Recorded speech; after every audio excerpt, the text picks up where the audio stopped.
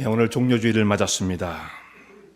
예수님께서 예루살렘에 올라가실 때에 나귀 새끼를 타고 예루살렘에 올라가신 날입니다. 그때 호산나를 외치는 수많은 사람들이 예수님을 예루살렘에서 맞으면서 열렬히 예수님을 환호했습니다. 예수님께서 사람들의 그런 환호 속에 예루살렘에 올라가셨지만 사실은 이 길은 그렇게 막 환영받을 만한 길이 아니었고, 예수님은 십자가를 바라보시고 사실 죽음의 길을 향해서 한 발자국씩 나아가셨던 길이었습니다. 예수님께서 예루살렘에 올라가신 그 날을 우리가 역사적으로 추적을 해보면 주일날이 되어져요. 종료주일, 오늘 이 날이 되어집니다. 요일로 따지면.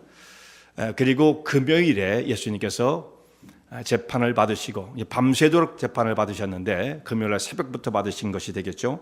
그리고 예수님께서 금요일날 오전 9시에 십자가의 처형을 당하시게 됩니다. 그래서 예루살렘에 올라가신 지 일주일이 채 못 되신 기간을 지내시다가 결국은 십자가의 처형으로 숨을 거두시게 되십니다. 이 한 주간을 우리는 고난주간 이렇게 부르는데, 영어에서는 이것을 고난주간의 패션위기라고도 부르고 패션 위크, 그리고 이때를 홀리 위기라고도 불러요. 그래서 우리가 한 주를 지나면서 여러분들이 예수님의 십자가의 의미를 좀 더 깊이 되새겨보고 우리의 죄와 허물들을 주님 앞에 고백하며 아직도 고쳐지지 않고 있는 우리의 그 근본된 죄성들을 우리 하나님 앞에 깨트릴 수 있는 그런 시간이 되어질 수 있기를 원합니다. 근데 이때가 주로 이제 스프링 브레이크가 되어서 또 여러분들이 이것저것 아이들을 데리고 또 가시는 분들이 또 있을 수밖에 없죠. 그런 분들 방학 때에 그렇게 이제 날짜가 겹쳐질 때가 주로 많은데, 혹시 그러더라도 한 주간 홀리빅, 패션윅이라는 걸 생각하면서 예수님의 십자가를 묵상하실 수 있는 기간이 되실 수 있기를 바랍니다. 오늘 우리가 말씀을 함께 나누게 될 마가복음 11장에 있는 말씀 보면 예수님께서 무화과나무를 저주하신 말씀이 나와 있어요. 근데 오늘 우리가 읽은 말씀 중에 무화과나무를 저주한 것과 그 뒤에 보면은 성전에 들어가서 성전을 정결케 하신 일이 또한 그 뒤에 연결되어 있습니다. 이 두 사건은 완전히 개별적인 사건처럼 보이지만 사실 이 두 사건은 굉장히 연관이 깊은 말씀으로 진행이 되어집니다. 우리가 이 두 가지의 말씀을 중심으로 해서 오늘 말씀을 상고하게 되어집니다. 예수님께서 아침 일찍 예루살렘을 향해서 올라가시는데, 이 날은 어제 종료주일에 예루살렘을 향해서 올라가셨고 또 예루살렘을 한 바퀴씩 돌아보시고 다시 내려오셔서 그 다음날 아침에 다시 예루살렘을 올라가신 그 길을 말씀하고 있는 것입니다. 올라가신 길에서 무화과나무를 보셨는데, 이 무화과나무가 너무도 우리가 잘 아는 것처럼 잎이 무성한 나무였습니다. 예수님께서는 시장길을 느끼고 계셨고 그 배고픔을 달래기 위해서 무화과나무에 뭔가 먹을 것이 있나 생각하시고 무화과나무를 가까이 가서 열매를 찾으셨지만 하나도 열매를 얻지 못했습니다. 그 잎이 무성했기 때문에 사람이 기대하는 바는 뭔가 열매가 있겠지 이런 생각을 갖게 했지만 실상은 아무런 열매를 찾지 못하셨을 때에 예수님께서는 그 무화과나무를 저주하셨습니다. 이제부터 영원토록 사람이 다시는 너에게서 열매를 따지 못하게 될 것이다. 너는 열매를 맺지 못할 것이다. 곧 이 말씀은 저주였던 거죠. 우리가 이 본문의 말씀을 읽으면서 예수님께서 이 말 못하는 무화과나무를 저주했다는 이 사건이 어떤 사람은 잘 소화가 안 되는 사람들이 있어요. 야, 예수님께서 사랑이 많으신 분이고 용서하시는 분이신데 어떻게 해서 이 무화과나무, 가만히 보면 때도 제철이 아니었다는 말씀이 그 뒤에 기록되어 있는데 어찌하여 무화과나무를 이렇게 저주를 하신다는 말씀인가? 모든 곳에 나타나신 예수님의 행적들을 보면 용서를 베푸시고 불쌍히 여기시는 분이고, 가나마다 붙잡힌 여인도 용서하신다고 말씀하시고, 사마리아 여인도 예수님께서는 오히려 고쳐서 새로운 삶을 만드시고 새로운 길을 열어주시는데 어찌하여 열매 맺지 못한 이 무화과나무를 단번에 저주하신다는 말씀인가? 이건 뭔가 문제가 좀 있어 보인다. 이게 진짜 예수님이 하신 일인가? 이걸 의심하는 사람들도 있습니다. 그래서 정말 예수님이 이렇게 하셨을까? 그런데 여러분, 예수님께서 그렇게 생각하는 사람들의 마음속에는 어떤 마음이 들었냐면 예수님은 사랑이다. 하나님은 사랑이시다라고 하는 말씀이 아주 심령 깊은 곳에 자리 잡고 있는 거예요. 물론 그 말씀은 맞습니다. 하나님은 사랑이시다. 긍휼이 많으신 분이시다. 우리를 불쌍히 여기시는 분이시다. 분명한 사실입니다. 그러나 한쪽 면만 생각을 해서는 안 되는 거죠. 예수님께서 사랑이 많으신 분이시지만 동시에 사랑과 공의를 같이 가지고 계신 분이시다라는 것을 잊어서는 안 됩니다. 만약에 이 밸런스가 깨지게 되면 하나님은 이 온 우주 만물을 다스릴 수가 없습니다. 세상이 어지럽고 세상은 혼탁한데 주님은 사랑만 있으시다. 그럼 세상이 어떻게 되겠어요? 주님은 심판자이시며 공의로 이 모든 심판을 집행하시는 분이셔서 사랑과 공의가 절대적 균형을 가져야만 되는데, 사람들은 간혹 이 공의를 잊어버리고 심판자이신 예수님을 잊어버리고 사랑의 예수님만을 생각하게 될 때 이런 말씀을 읽고 좀 당황스러운 사람이 있다는 말씀이에요. 여러분들은 안 그러실 거라고 생각하지만 이 세상에는 이 말씀을 의심하는 사람들이 사실상 있다는 말씀입니다. 자, 오늘 무화과나무를 저주하신 이 말씀과 연관해서 예수님께서 찾으시는 것이 무엇인가 3가지로 말씀을 정리했습니다. 첫 번째, 예수님께서 찾으시는 것은 무엇인가? 이 무화과나무를 저주한 사건과 성전 청결을 통해서 예수님께서 찾고 계신 것을 이렇게 보여주시는데, 첫 번째는 열매를 찾으시는 분이시다. 이 무화과나무를 찾아가셨을 때 열매를 찾고 계시지 않았습니까? 무화과나무에서 열매를 구하시다가 그것을 찾지 못했을 때 무화과나무를 저주하십니다. 이제부터 영원토록 다시는 열매를 사람이 따지 못할 것이다. 그런데 이 열매를 찾으셨던 예수님에 대해서 설명을 할 때 오늘 성경의 말씀 보면 예수님께서 시장하신지라 라고 하는 말씀이 있어요. 배가 고프셨다. 오늘 이런 말씀은 어떻게 보면 그렇게 대단히 중요하지 않은 것처럼 보이지만 이런 말씀들을 우리가 놓치지 말고 이 말씀이 무엇을 의미하고 다른 말씀과 어떻게 연결되어지는지 그 연결을 잘 찾아갈 때에 그 말씀 속에 들어있는 뜻을 우리가 깨달을 수가 있는데요. 예수님께서 시장하셨다는 이 말씀을 잘 생각해 보아야 합니다. 그 전날에 예수님은 예루살렘을 올라가셨어요. 승리의 입성을 하십니다. 이때의 절기가 유월절이었어요. 예루살렘에는 수많은 인파로 넘쳐나고 있었습니다. 이곳저곳에서 올라온 순례객들이 유월절 절기에 맞춰서 예루살렘에 머물고 있었습니다. 예수님께서도 예루살렘에 올라가신 그 날짜를 유월절 날짜로 의도적으로 그 날짜 시각을 맞추십니다.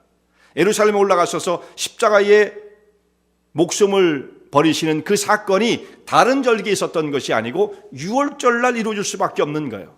성경에 있는 모든 말씀을 보면 우리가 그동안 한동안 우리 출애굽기의 말씀을 쭉 살펴보았는데 유월절 어린 양이 죽임을 당하는 그 모습을 통해서 애굽에 있던 백성들이 구원을 받을 수 있었던 것처럼 유월절 어린 양의 그 모습은 장차 이 땅에 오셔서 우리의 죄악을 짊어지시고 십자가에 죽으실 예수님을 그야말로 극명하게 너무 분명하게 보여주는 예표가 되지 않습니까? 그러므로 예수님은 딱 그날에 사실상 돌아가실 수밖에 없는 거예요. 유월절 날에. 그런데 너무나 일치하는 사건이죠. 그래서 예수님은 오순절도 있고 초막절도 있고 여러 가지 다른 절기가 있지만 이 유월절에 맞춰서 예루살렘에 올라가시게 됩니다. 이때 사람들은 예수님을 종려가지를 흔들면서 왕으로 오시는 예수님을 열렬하게 영접했습니다. 종려나무 여기에 있는 이 모양 옆에 휘장이 있는데 바로 저런 모습이고요. 제가 예루살렘에 가서 봤을 때 종려나무가 얼마나 클까 생각했는데 우리가 여기서 보는 것보다 정말 큽니다. 상상을 초월할 정도로 큽니다. 제 키는 아무것도 아닙니다. 제 키 한 2배 정도 이상 되는 가지가 쫙 뻗어 있어요. 막 그런 종려나무를 가지고 흔들었다면 아마 웬만한 장정이 아니면 흔들기 쉽지 않았을 거예요. 그런 종려나무가 있습니다. 가지가 이렇게 굵습니다. 그걸 가지고 예수님이 예루살렘을 입성하실 때 종려나무 가지를 흔들었다. 이것은 왕을 맞이하는 백성들의 모습이에요. 왕권을 상징하는 거거든요. 왕에게 이 종려나무 가지를 흔들지 아무에게 흔드는 게 아니에요. 그 어떤 사람은 겉옷을 벗어서 길에 피었다 그랬는데 겉옷은 이런 우리의 옷을 벗기는 좀 어려웠겠죠. 그때 당시 사람들은 이 두루마기 같은 걸 담요처럼 두르고 다녔기 때문에 그것을 벗으면 담요가 되는 거예요. 딱 길에다 피면 카페트처럼 되어집니다. 예수님, 왕으로 오신 예수님을 영접하기 위한 모습으로 종려나무와 사람들의 겉옷이 동원되었던 것입니다. 이때 유월절을 지키기 위해 예루살렘에 올라온 사람들의 숫자를 역사가 조세프스라는 사람이 이것을 기록하고 있는데 270만 명이 올라왔다. 이렇게 기록하고 있어요. 절기 때, 특별히 6월절이 가장 큰 절기니까 이 6월절에 몰려든 사람들이 270만. 지금도 6월절 되어지면 예루살렘에 사람들이 모입니다. 장막절, 초막절이라고 하죠. 가을 되면 거기에 사람들이 몰려듭니다. 그래서 그 절기 때에 올라가면 인파로 인해서 예루살렘에 머물 곳이 없을 정도가 되어지는 거예요. 이때는 더했던 거죠. 270만 명 정도가 모였다. 아마도 좀 과장이 있었을 수가 있어요. 이 조세프스라는 사람은 예수님의 시대를 같이 살았던 사람이, 조금 뒤에 후대 사람이지만 100년, 200년이 아니에요. 예수님의 시대를 생생하게 기억하고 있는 사람입니다. 이 사람은 이제 AD 70년 그때부터 이제 역사를 기록하기 시작하는 것이기 때문에 조금 차이가 있지만 상당히 근접해 있는 사람이었어요. 거의 눈으로 보다시피 했던 사람이죠. 그러므로 이 사람의 역사의 기록은 상당히 신빙성이 있을 수밖에 없는 거예요. 들어서 적은 기록이 아닌 것입니다. 예루살렘에 살았던 사람이고 유대 역사를 생생하게 지켜봤던 사람으로 270만이라는 말이 나왔는데, 조금 과장이 있다 할지라도 만약에 3분의 1만 잡아도 거의 100만 가까이 되지 않습니까? 100만이 넘는 인파, 엄청난 거죠. 엄청난 거죠. 이 사람들이 예수님을 왕으로 열렬히 환영해 모셔드렸습니다. 그런데 아이러니하게도 그 다음날 예수님은 시장하셨어요. 그 전날 그 수많은 사람이 성이 떠내려갈 것처럼 예수님을 연호했지만 그 다음날 예수님은 배가 고프셨습니다. 사람들이 주님을 그토록 열렬하게 흥분의 도가니 속에서 예수님을 영접했다고 한다면 예수님을 향한 헌신과 충성이 있어야만 되지 않겠습니까? 그 100만의 인파 가운데 적어도 몇 사람이라도 예수님을 향한 진정한 헌신과 충성이 있어야 마땅한 것이 아니겠습니까? 그런데 그 다음날 예수님은 아무것도 드시지 못해서 배가 너무 고프셨어요. 예루살렘에서 일주일 딱 머무시고 가시는데 일주일도 채 안 된다고 말씀을 드렸죠. 그 한 끼를 식사를 못하셨습니다. 아마 그 전날에도 변변치 않게 드셨거나 아니면 그 전날도 식사를 하지 못했을 가능성이 아주 높은 것입니다. 하나님의 아들 예수님께서 이 땅에 가장 낮은 자의 모습으로 오셨지만 예수님이 힘이 없어서, 능력이 없어서 십자가를 지셨던 것이고 사람들이 천대를 받으셨던 것이 결코 아닙니다. 목숨을 빼앗긴 것이 아니라, 나는 빼앗기는 것이 아니라 나는 내 목숨을 버리노라. 누구를 위해서 그랬습니까? 저와 여러분을 위해서, 죄와 사망 가운데 빠진 우리를 하나님과 원수되었던 그 자리에 건지시기 위해 예수님은 의도적으로 자기의 목숨을 버리신 것이지 힘이 없어서 빼앗긴 것이 아닙니다. 친히 고난의 길을 걸어가신 것입니다. 그래서 왕의 신분을 나타내기 위해서 예루살렘에 올라오셨을 때에 걸어 올라가신 것이 아니라 짐승을 타신 거예요. 그 전에는 예루살렘에 올라가실 때 예수님께서 예루살렘에 처음 가신 게 아니에요. 여러 번 가셨는데 그때는 주로 다 걸어 올라가셨습니다. 12살 때도 걸어 올라가셨죠. 그때는 왕의 신분으로 오신 것이 아니라 그냥 평범한 시골 소년의 모습이었고, 그 다음에도 예수님은 자기 왕권을 드러내지 않으셨어요. 그런데 이 마지막 6월절에 예수님께서 올라가실 때는 왕권을 보여주시면서 짐승을 타시고 왕의 모습이죠. 그러나 왕이면서도 불구하고 예수님은 자기의 겸손을 나타내시기 위해 나귀 폼도 안 나는 거죠. 나귀는. 근데 그 중에 또 새끼였어요. 이 군마를 타고 예수님이 올라가셔야 할 텐데 나귀요, 그것도 새끼를 타고 겸손의 왕으로 예루살렘에 올라가셨습니다. 사람들은 예수님을 기쁨으로 맞이했어요. 열렬히 환호했습니다. 호산나를 외쳤습니다. 누가복음에 있는 말씀 보면 예수님을 앞에서 가고 뒤에서 따르면서, 오늘 우리가 읽었던 이 교동문 가운데서 그 말씀이 나오는데, 앞에서 가고 뒤에서 따르면서 사람들이 예수님 앞에 환호하기를 호산나를 외쳤어요. 호산나, 주의 이름으로 오신 이여. 이게 왕에게 붙이는 이름이지 아무에게 붙이는 이름이 아니에요. 왕. 그리고 우리를 구원하소서. 누구에게 구원을 부탁하겠습니까? 왕 하나님의 아들에게 구원을 부탁하지 않겠습니까? 그러니까 호산나를 외쳤다는 것은 이 사람들이 예수님을 메시아로 지금 부르고 있었다는 얘기예요. 하나님이십니다. 혹은 하나님의 아들이십니다. 우리를 구원해 주시옵소서라고 예수님은 이렇게 열광적으로 환호했습니다. 그때 이것을 지켜보고 있던 바리새인들이 예수님한테 막 뭐라고 그랬어요. 아니, 당신은 어떻게 저 사람들이 저렇게 당신을 향해서 호산나를 외치고 구원해달라고 외치는데 당신은 듣고 가만히 계십니까? 그건 하나님께나 붙일 수 있는 친구지 당신이 뭐 하나님이라도 되신다는 말씀입니까? 이런 식으로 이제 항의를 했던 거예요. 근데 예수님께서 뭐라고 말씀하십니까? 저들이 잠잠하면 돌들이 소리를 지를 것이다. 저들이 하는 그 찬송이 마땅한 거야. 내버려둬. 이렇게 말씀하시는 거죠. 근데 예수님은요, 한 번도 자신의 입으로 나는 하나님의 아들이야 이렇게 말씀하신 적은 없습니다. 자기의 하나님 아들 되심을, 하나님의 아들의 권세를 갖고 계시다는 것을 여러 모양으로 나타내셨지만 그것으로 증명을 하신 것이지 입술로 나는 하나님의 아들이야 말씀하신 적은 한 번도 없어요. 다른 사람들의 신앙의 고백을 통해서 그렇게 주어지게 되었던 거죠. 물론 하나님의 아들이신 것을 여러 번 나타내셨어요.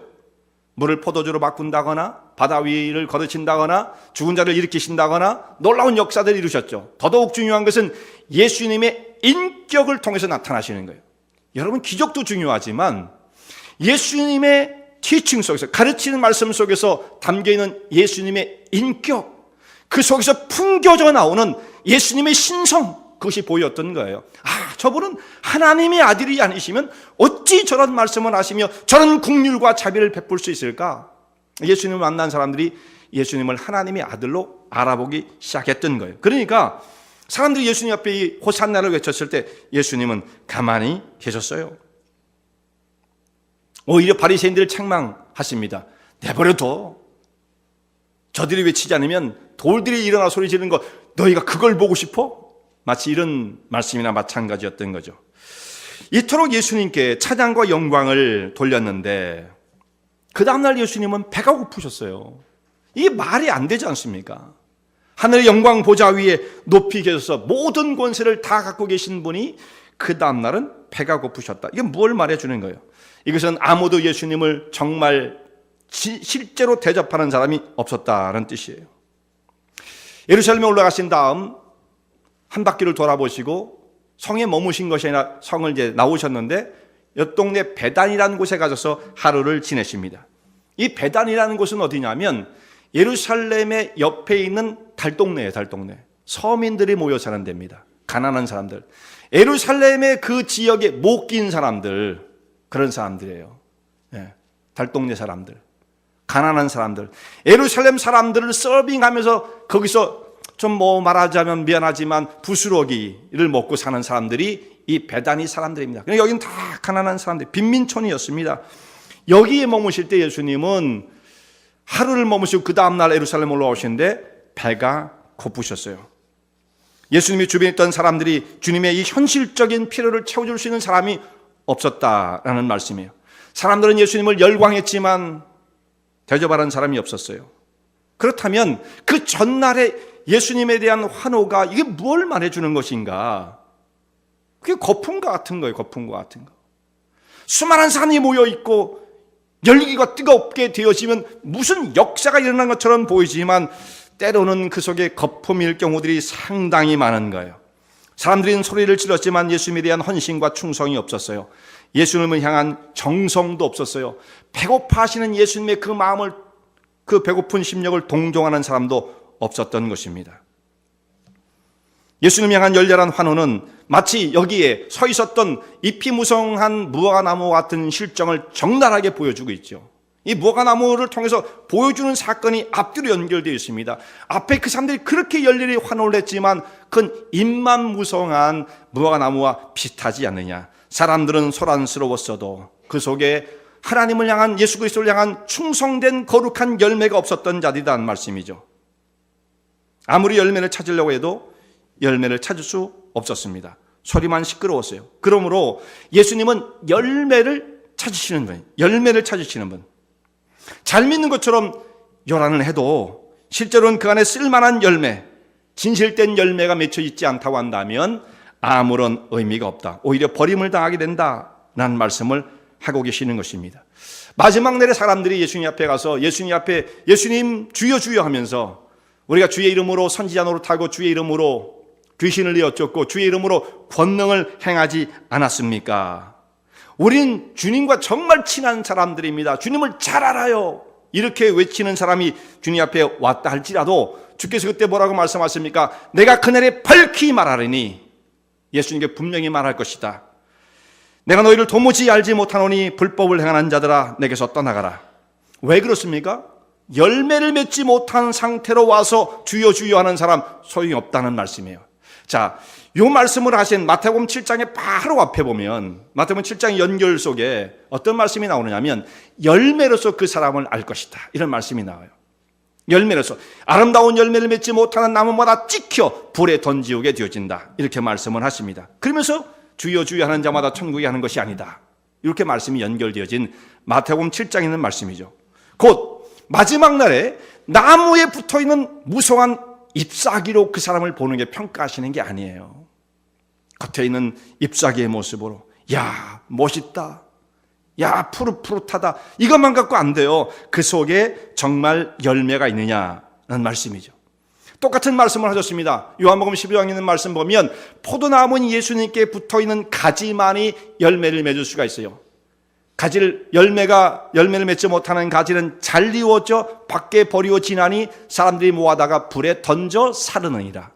결국 열매가 없으면 하나님 앞에 심판을 받는다라는 말씀이죠. 예수님과 진지한 생명의 교제, 영적인 교제를 나눈 것, 그것은 그렇게 되면 열매는 자동이에요. 어떻게 하면 열매를 맺을 수 있는데요? 이럴 수 있어요. 예수님, 나무이신 예수님께 단단히 붙어 있고 영적인 생명이 교류하면 열매는 맺어지는 거예요. 그런데 잎이 많은 것처럼 보여진 그것만 가지고 열매가 있다고 단정 지을 수는 없다는 말씀입니다. 정말 열매가 있어요. 열매 맺지 못하는 가지는 밖에 버리어 불에 던져지게 된다는 엄중한 말씀을 하십니다. 주님께서 찾으시는 것은 열매라는 말씀이고요. 두 번째, 예수님께서 찾으시는 것, 경건한 예배자와 기도하는 사람들을 찾으신다는 것입니다. 오늘 이 무화과 나무를 저주한 다음 바로 그 다음 사건이 뭐냐면 성전에 들어가셔서 성전을 정결케 하신 일을 하시는 것입니다. 유월절 때 사람들이 예루살렘에 몰려들었어요. 예루살렘이 성전이 있었기 때문이죠. 성전을 중심으로 해서 하나님을 섬기던 그 시대였기 때문에 이 사람들은 유대 전역에서 사람들이 절기 때마다 예루살렘에 모였습니다. 그리고 유대 밖에 있는 사람들도 예루살렘을 찾아왔어요. 전 세계로, 그 당시엔 전 세계죠. 전 세계로 유대인들이 흩어져 살았습니다. 여기 예루살렘 주변과 유대 지역에도 사람들이 많이 살았지만 그뿐만 아니라 전 세계로 흩어진 로마에서부터 사방으로, 이집트로부터 저기 아시아 소아시아에 이 사방으로 흩어진 사람들, 아프리카에 이런 사람들이 흩어져 있다가 절기가 되어지면 이 절기를 지키기 위해서 사람들이 몰려들었어요. 앞에서 말씀드린 것처럼 270만 명이 모였다라고 그랬죠. 이때 헤롯이 지은 성전이 예루살렘에 서 있었는데 헤롯이 그 지은 성전은 정말 역사적인 걸작이었어요. 이것이 무너지지 않았다고 한다면 정말 대단했을 것입니다. 지금 로마에는 유적들이 보존이 되어 있는데 여기는 이제 패자의 역사니까 로마에서 지배를 당했잖아요. 그러니까 결국은 다 무너지고 말았지만 만약에 이것이 잘 보존돼서 지금까지 있었다고 한다면 엄청난 유적이 되었어요. 지금도 이제 벽은 남아있죠. 웨스트월이라고 하는 그죠, 통곡의 벽이라고 하는 그 벽은 남아있는데 그걸 봐도 어마어마한데 그 전체의 광장과 성경이 남아있었다고 한다면 세계적인 유적이 되었을 거라고 생각을 합니다. 이 헤롯이 지은 그 성전이 얼마 정도 컸느냐 하면 이제 건물, 성전 자체는 크지 않았어요. 성전은 규격이 있으니까. 근데 그 성전을 중심으로 한 외곽에 이 주랑들을 세워가지고 그리스식으로 그 기둥들을 쫙 배치를 해서 거기에 사람들이 몰려들게 했어요. 거기가 이제 사람들이 올 수 있는 지역들이 다 나눠져 있었습니다. 이방인의 뜰, 이방인이 올 수 있는 곳, 여인들, 유대인의 여인들만 들어올 수 있는 곳. 남자도 어디든 다 갈 수 있어요. 이방인은 여인들이 있는데도 못 가요. 이방인은 거기 선을 넘어가면 죽는다. 그리고 유대인 남자들이 들어갈 수 있는 곳, 제사장이 들어갈 수 있는 곳, 딱 구역이 나눠져 있었는데 거기에 사람들이 모이면 일시에 모일 수 있는 인원이 한 40만 명이 되었다는 것입니다. 대단하죠? 40만 명. 그 정도로 규모가 컸어요. 예배를 한 번만 드린 것이 아니라 여러 번 드렸을 테니까 그렇다고 한다면 10번 드렸다면 400만이 들어갈 수 있는 거예요. 숫자적으로 계산을 하면. 그러니까 270만이 그렇게 과장만은 아니라고 생각을 합니다. 자, 이 작은 도시에 한꺼번에 일단 100만만 잡자고 100만의 사람이 몰려들었다고 한다면 그 열기가 얼마나 대단했겠는가. 평상시에는 한 5만 정도 사는 도시예요. 평상시에는. 예루살렘이 조그만 하거든요. 그런데 거기에 일시에 한 번에 100만 명의 사람이 몰렸다고 생각해 보세요. 각 세계에서 그들이 몰려와서 절기를 지키기 위해서 거기에 질비하게 진을 치고 있을 때 대단 했을 것입니다. 이러면 성전에 몰려든 사람들 때문에 이제 바빠지는 사람들이 있었겠죠. 제사장들이 얼마나 바빴겠어요. 100만 명을 데리고 이제 예배를 드려야 되니까, 인도해야 되니까. 그런데 제사장들이 바쁜 것이 아니라 진짜 바쁜 사람들이 있었어요. 이 사람들은 성전에서 일을 하면서 돈을 바꿔주는 사람들, 환전상들이었습니다. 그리고 거기서 짐승을 매매하는 사람들이 진짜 바빠졌습니다.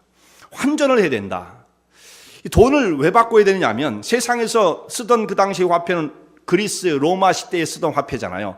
이걸 가지고 세상에서 모든 걸 다 했어요. 뭐 그걸 가지고 다 사 먹을 수도 있고 뭐 모든 걸 다 할 수 있잖아요. 돈 있으면 그 당시에도. 그렇게 세상적으로 쓰던 돈을 그 돈 자체를 가져가서 하나님 앞에 직접 드릴 수는 없다. 이렇게 생각을 했던 거예요. 지금은 우린 그런 생각 안 하잖아요. 뭐 지금 바꿀 수도 없고. 근데 그 당시 사람들은 그것을 반드시 거룩한 돈으로 환전을 해야 돼요. 세상에 있는 것 하나님께 막 드리면 안 된다. 이런 걸 생각하면 상당히 그 사람들이 거룩을 위해서 추구한 것처럼 보이지만 근데 그 속에 추력이 숨겨져 있었어요. 이렇게 돈을 한번 바꾸면서 여기서 환의 차익이 생기게 되어지는 것이죠. 그래서 더 많은 돈을 가지고 와서 적은 돈을 바꿀 수밖에 없었기 때문에 여기서 엄청난 이윤이 이 화폐 바꾸는 환전상들에게 떨어지게 되었고, 여기서 또한 짐승을 파는데 짐승은 외부에서 갖고 오는 것을 받아주지 않았기 때문에 제사를 드리려면 짐승이 필요하잖아요. 여기는 짐승을 사야만 한다. 그러면 사람들은 몰려들고 짐승의 숫자는 제한되어 있을 테니까 이것은 폭등할 수밖에 없었겠죠. 여기서 벌어들이는 수입이 말할 수가 없었던 것입니다. 자, 여기에 또한 인구가 얼마나 많았어요. 10,000명 정도가 모여서 이 일이 이루어져도 이야 정말 대단할 거예요. 10만 명만 모여서 한다 그래도 아마 대단할 것입니다. 100만 명 단위가 되면 이것은 그야말로 상상을 초월하는 거죠. 국가적인 국고가 왔다 갔다 하는 정도의 규모가 되어질 것입니다. 그 정도예요. 그러니까 여기 실질적인 최고의 권력자는 대지상이었어요. 대지상이 모든 것을 관할을 하게 되었습니다. 그러니까 대지상이 가지고 있는 그 권력은 얼마나 막강했겠습니까? 상상을 초월하는 거예요. 국가의 웬만한 왕보다 훨씬 더 나은 거죠.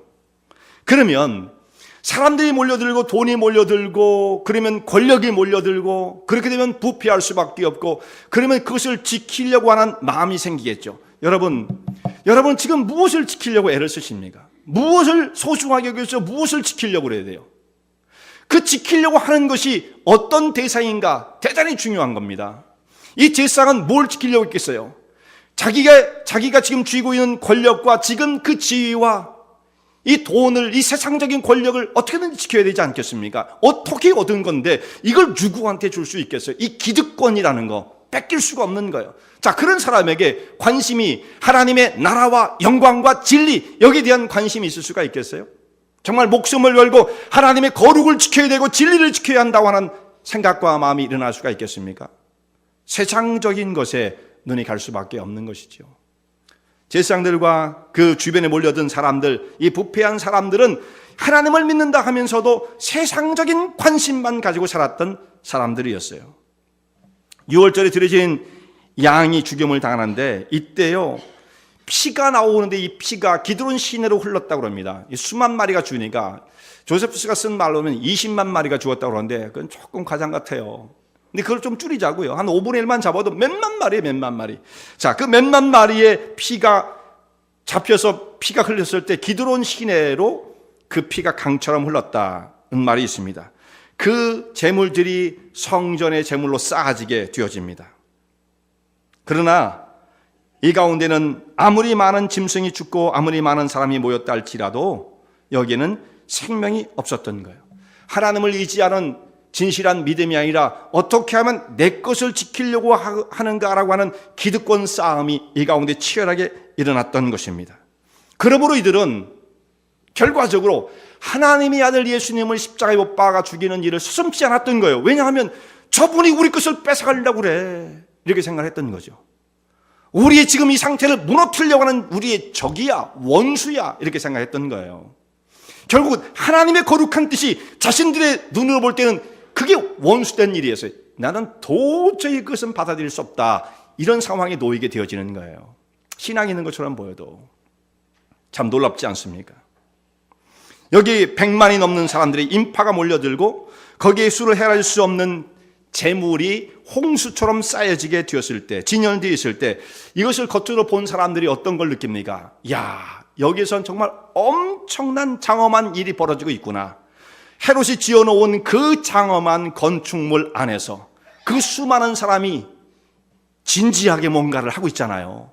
그것도 하나님을 이름을 부르면서 이렇게 되어진 그 겉모습을 보면 야, 이곳에 엄청난 역사들이 벌어지고 있다라고 생각을 하게 되어져요. 우리도 그렇게 생각하지 않겠습니까? 100만의 인파가 몰려들고 그곳에 목숨을 건 듯한 그런 아주 치열한 일들이 벌어지면 야, 저곳에서 굉장한 일이 벌어지고 있구나, 이런 생각을 가지게 되지 않겠습니까? 사람들은 그렇게 생각합니다. 확신에 차 있을 것입니다. 그러나 중요한 것은 뭐냐면 하나님은 그렇게 생각하시지 않는다는 거예요. 사람은 외형적인 것, 겉으로 보여지는 것, 그것에 막 때로는 감동을 받아요. 별것도 아닌데 사실은 뭐 우리가 그러잖아요. K-팝 아이들 뭐 춤추는 애들이 그걸 보고 막 감동을 받고 뒤로 넘어가지 않습니까? 원래 사람이란 건 그런 겁니다. 별것도 아니고 내용도 없는 것임에도 불구하고 아무 곳에나 사람은 굴복을 하기가 쉬운 거예요. 여기는 아무런 내용이 없었어요. 그런데 하나님께서는 그런 겉모양만 가지고 사람을 평가하지 않으십니다. 그 속에 진정한 내용이 없으면 의미가 없어요. 자기들은 대단한 일을 하고 있다고 생각하지만 하나님 여기서 무엇을 찾으세요? 예배자를 찾으십니다. 그러나 그런 형식적인 죽어있는 오히려 하나님을 대적하는 그런 행위들은 하나님께서 도저히 받으실 수 없는 것이죠. 요한복음 4장에 있는 말씀 보면 하나님은 영이시니 어떻게 예배를 하라고 했습니까? 영이신 하나님 앞에 영과 진리로 예배할지니라. 하나님 앞에 영과 진리로 예배할 그 사람들이 자기의 권력과 세상적인 것과 뭐 기껏해야 짐승 잡아 드리는 것, 이미 이제 시대는 그 시대도 아니었거든요. 사실 이제 그 시대가 마감되어지고 있는 그때였는데 이 외형적인 것에 매달리고 세속적인 것에 매달리는 이 사람들, 결코 이것은 생명 있는 예배가 아니었다. 오히려 하나님께서는 영이신 하나님께서 영과 진리로 예배하는 자들을 찾으시는 분이시다. 하나님은 어떤 분을 찾으십니까? 어떤 사람을 찾으십니까? 참다운 예배자를 찾으십니다. 오늘도 우리가 여기 와서 예배를 드리지만 외형적인 것, 우리가 한 100명 모이는 것보다 한 200명 모이고 아니면 200명보다 한 2000명 모이고 한 번에 모이는데 2만 명까지 모이는 교회는 없다고 봐요. 아마 많으면 한 7, 8천 명 한 번에 예배를 드릴 때 그 정도 예배를 드린다 칩시다. 아니면 무슨 광장에서 모이면 뭐 몇만 명도 모일 수 있겠죠. 그렇게 모여서 예배를 드린다면 가정을 해보세요. 그 사람들이 뭐 찬양을 떠들썩하게 체육관에 지붕이 들썩거릴 만큼 찬양을 드리고 거기에 엄청난 사운드를 가지고 이런 마이크 말고요, 훨씬 더 좋은 마이크를 가지고 설교도 스피리추얼한 그 보이스를 가지고 쫙 하고 그러면 사람들이 엄청난 일이 벌어지는 것처럼 착각을 하는 거예요. 사람들은 원래 그런 것에 겉에 있는 것에 그냥 거기에 매몰되기가 아주 쉽습니다. 그러나 하나님도 그러시냐? 하나님께서도 그 사람들이 많이 모여서 그렇게 하면 야, 하나님도 감동을 받으시는가? 예루살렘에 100만 명이 모였다, 이것 때문에 하나님이 감동을 받으시느냐? 오히려 하나님은 경멸하실 수 있는 거예요. 경멸. 참다운 예배자가 없다고 한다면.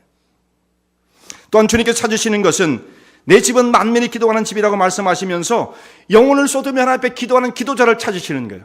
참다운 예배자, 영혼의 기도자, 이런 사람을 찾으시는 것입니다. 정말 하나님 전에 오셔서 여러분 기도를 하셔야 됩니다. 기도를. 하나님 전에 우리 유년부 학생들이 와가지고 예배드리기 전에 여기 와서 기도를 하고 내려가는 걸 모습은 참 기특해요. 그 아이들이. 교회 와서 여러분 기도를 하셔야 돼요. 기도를. 예배 전에도 그렇고 예배 후에도 그렇고 그냥 성도들과의 교제도 좋지만 성도들과의 교제만 너무 이렇게 치우치지 마시고 기도를 하셔야 돼요. 새벽기도 오신 분들은 정말 기도를 하셔야 돼요. 새벽기도 안 오시는 분들은 그때도 기도를 안 하니까 주일날은 더 기도를 하셔야 되는데 별로 기도하시는 분들이 많지 않은 것 같아요. 뭐 이제 하시는 분들도 계시지만 기도를 하셔야 됩니다. 근데 어떤 분들은 딱 기도할 때 눈을 딱 한 3초만 감으면 더 이상 할 게 없는데 이런 분들이 있다고요. 그거 안 돼요. 그러면 안 돼요. 그럼 무슨 소용이 있습니까? 영혼이 쏟아지는 내 집은, 아버지 집은 만민이 기도하는 집이라고 말씀하신 것은 기도하는 진지한 영혼을 쏟아 기도하는 사람들, 때로는 정말 땀도 흐르고 눈물도 나고 콧물도 쏟아지고 뭐 그러면서 기도하는 사람들이 필요한 거예요. 하나님의 교회에서. 너무 드라이하게 그냥 3초만 눈 감고 난 도장 찍었어, 이거 갖고는 영혼이 절대 변하지 않습니다. 여러분, 그럼 누가 그거 하나님 봐주시겠어요? 그거는 목사 보고 보라고 하시는 건지 모르지만 제가 봐봐야 아무 소용 없습니다. 그럼 뭔 효력이 있겠어요? 하나님께서 보셔야 정말 그 사람의 영혼 속에 하나님을 향한 진지한 영혼의 호흡, 기도를 갖고 있는 사람들.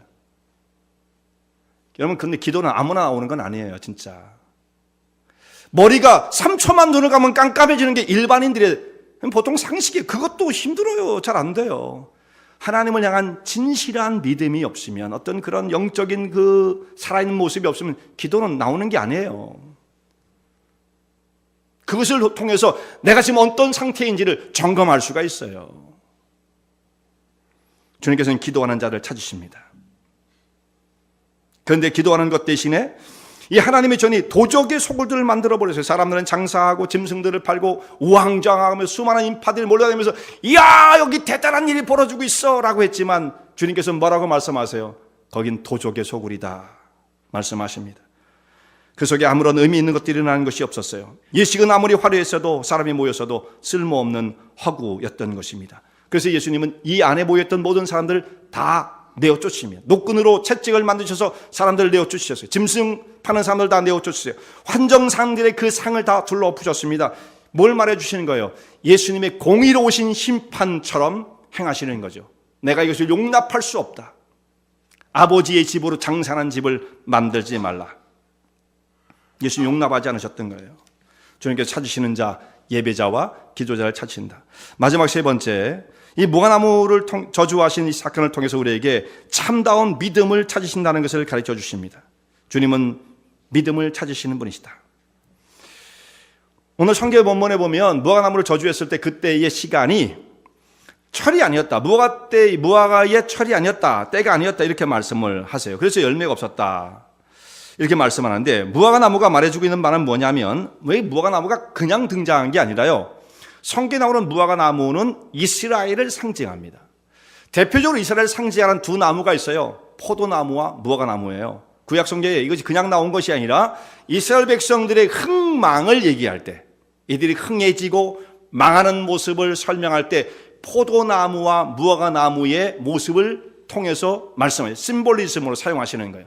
이 포도나무가 무성해지면 이스라엘 백성들이 하나님 앞에서 믿음의 길을 걸어가며 생명력을 무성한 모습으로, 무화과나무도 똑같은 모습으로 이렇게 표현되어 있는데 그 무화과나무 열매가 없다, 포도나무에서 열매를 따지 못하고 들포도를 맺었다, 하나님의 심판과 저주의 모습을 말씀하고 계시는 겁니다. 이게 두 가지가 굉장히 이렇게 중요하게 연결되어 있는 말씀이에요. 지금 이 무화과나무의 저주는 이스라엘 상징으로 표현되어 있는 거죠.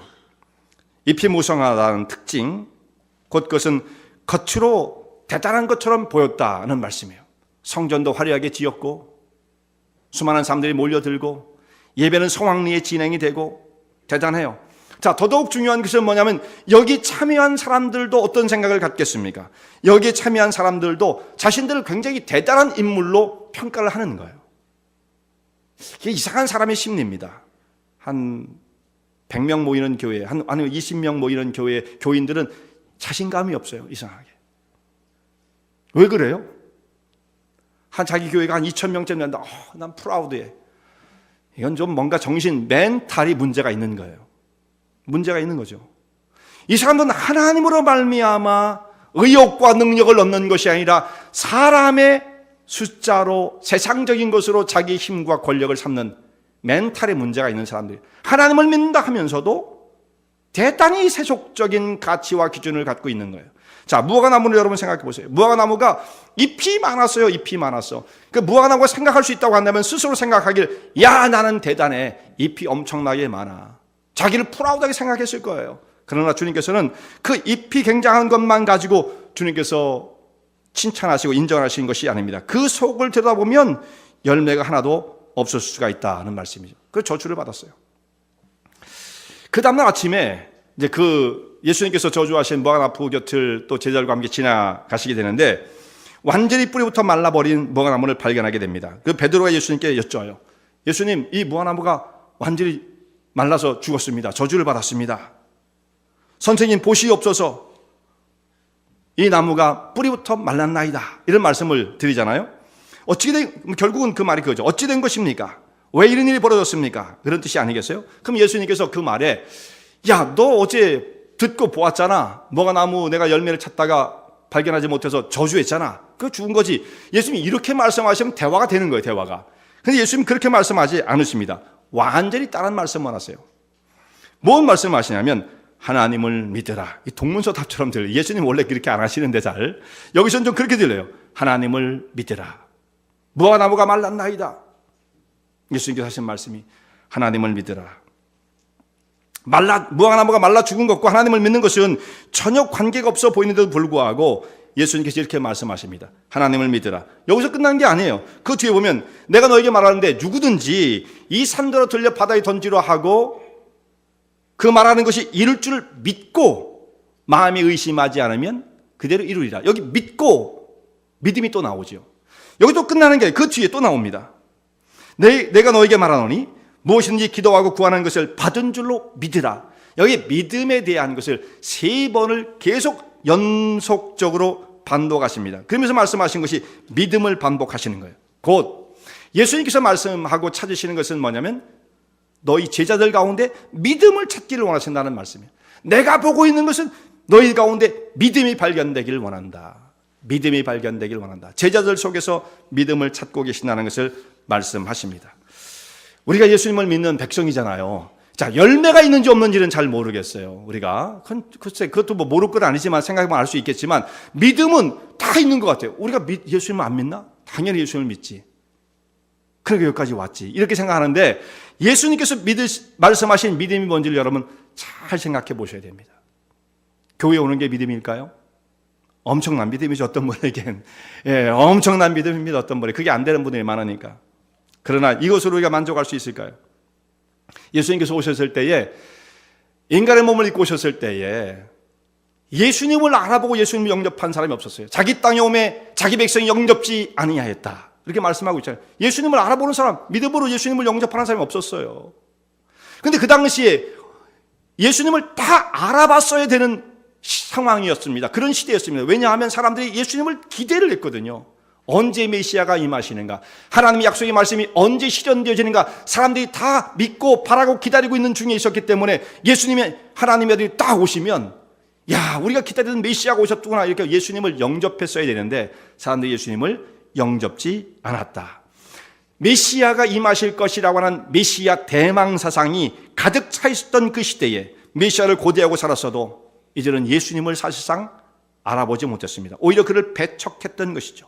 유대인들은 예수님을 몰라봤고 종교의 지도자들은 예수님을 십자가로 끌고 갔던 것입니다. 굉장한 축제가 벌어지고 굉장한 행사들이 치러지고 있었지만 정작 하나님의 아들을 알아볼 수 없었어요. 그러니까 그 속은 완전히 비어 있었던 거죠. 그때 당시에 당연히 다 예수님을 알 것처럼 보였을 때 예수님을 몰랐어요. 마지막 때도 마찬가지일 것이다 라는 말씀입니다. 예수님께서 오실 때에 이 땅에서 어떤 사람을 찾으시냐? 믿는 사람을 찾으시는 거예요. 누가복음 18장에 아주 중요한 말씀이 있습니다.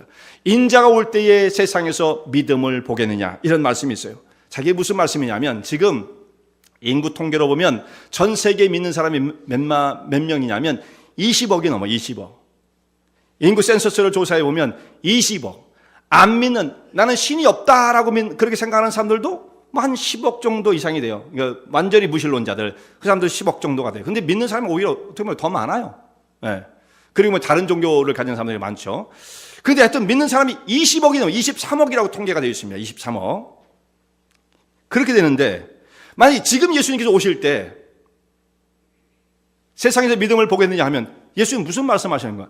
23억이나 되는데 무슨 믿는 사람을 찾겠느냐, 내가 그런 사람을 만날 수 있겠느냐 이런 말씀을 하십니까?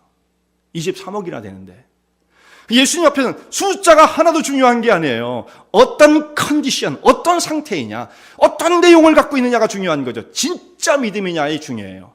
남은 자의 믿음을 갖고 있느냐이 문제인 것입니다. 23억이 다 믿는 것처럼 보여도 예수님은 아니야, 정말 내가 믿는 사람을 찾을 수 있을까? 그런 사람 찾기 어렵다는 뜻이에요. 우리 교회도 몇 퍼센트가 정말 예수님의 눈에 믿는 사람으로 비춰질지 그건 모르는 일입니다.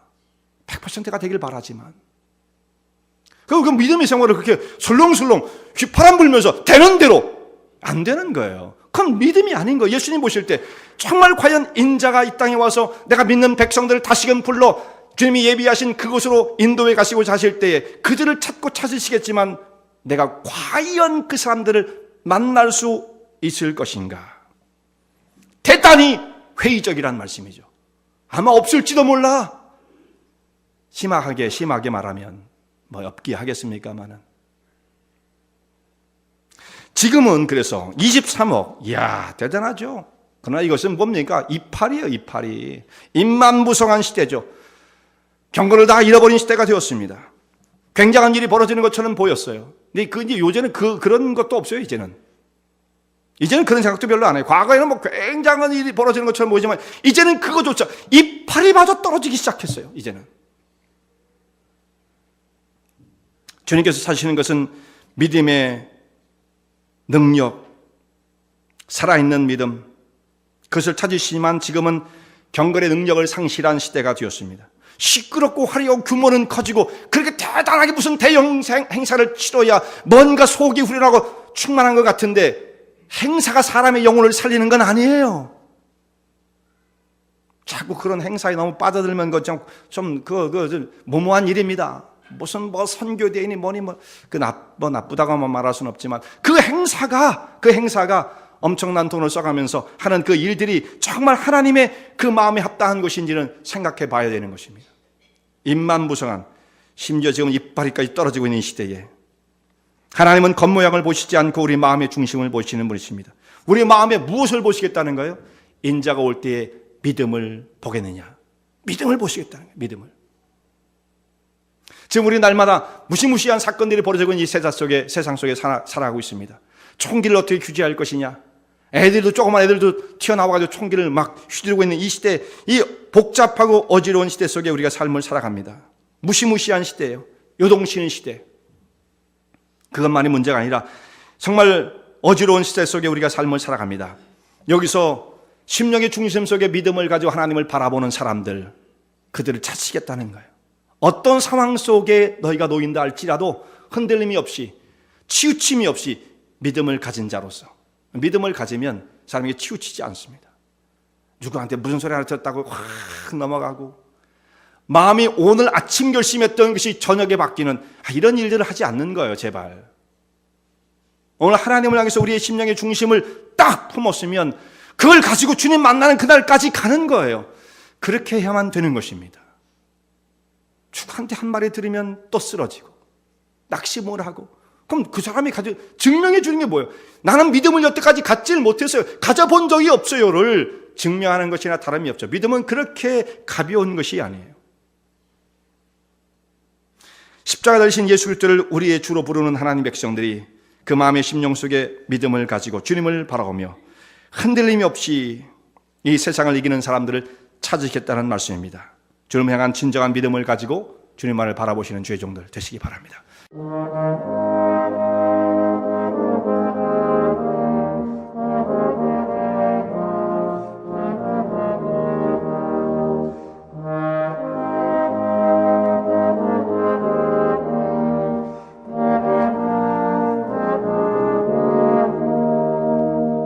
이 설교 말씀을 듣고 신앙 상담을 원하시는 분들은 847-962-4412번으로 전화 주시기 바라며, 은혜와 진리 장로교회는 230 US 하이웨이 45번 인디언 크릭 일리노이 60061에 위치하고 있습니다. 주일 1부 예배가 아침 8시, 2부 예배가 11시에 있으며 새벽 기도가 매주 화요일부터 토요일까지 오전 6시에 있습니다.